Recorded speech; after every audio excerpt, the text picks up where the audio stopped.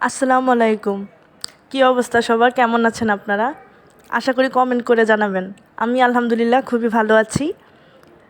তো আমরা ভাবছিলাম যে আমাদের যেই মুরগির খামারের পাশাপাশি আমরা কোথায় ঘুরতে যাচ্ছি বা আমাদের জীবনে কি হচ্ছে না হচ্ছে এই ঘটনাগুলো আপনাদের সাথে একটু শেয়ার করি, একটু কথা বলি, হয়তো আপনাদেরও দেখতে ভালো লাগবে, আমাদেরও শেয়ার করে ভালো লাগবে। আপনাদের এগুলো দেখতে ভালো লাগবে কি না একটু আমাদেরকে কমেন্ট করে জানাবেন। আর কী ধরনের ভিডিও দিলে আপনারা খুশি হবেন এগুলো একটু জানাবেন, তাহলে আমাদের জন্য হেল্প হয়। আমরা হয়তো চেষ্টা করবো আপনাদের ওই ধরনের ভিডিওগুলো নিয়ে আসতে। এই যে মনে করেন আজকের একটা ঘটনা বলি। আজকে আমি এবং আমার হাজব্যান্ড আমরা একটু বিকালবেলা ঘুরতে বের হয়েছিলাম, কারণ বাসায় প্রচুর গরম লাগছিল। তো ভাবলাম যেহেতু আমাদের বাসার পাশেই সমুদ্র, তো ভাবলাম যে আমরা একটু সমুদ্রের পাড় থেকে ঘুরে আসি।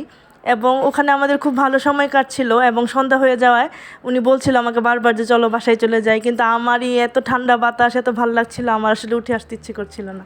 এবং এর ফলস্বরূপ মানে বড়দের কথা না শুনলে যা হয় আর কি, আমরা আস্তে আস্তে 2 মিনিট হাঁটার পরে এমন জোরে ঝড় বৃষ্টি শুরু হয়েছে যে আমাদের বাসায় পুরো ভিজে আসতে হয়েছে। তার জন্য বকা খাইছি ঠিক আছে, কিন্তু বৃষ্টিটা এনজয় করতে পারছি।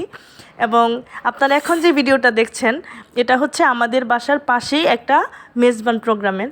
আমাদের বাড়িওয়ালা আঙ্কেল, ওনাদেরই রিলেটিভ। তো ওদের বাসায় প্রোগ্রাম ছিল, তো আঙ্কেল বলল যে তোমরা তো চিটাগাংয়ের অথেন্টিক মেজবান খাও নাই, চলো আজকে তোমাদেরকে এই অথেন্টিক মেজবানের টেস্টটা দেই কেমন লাগে।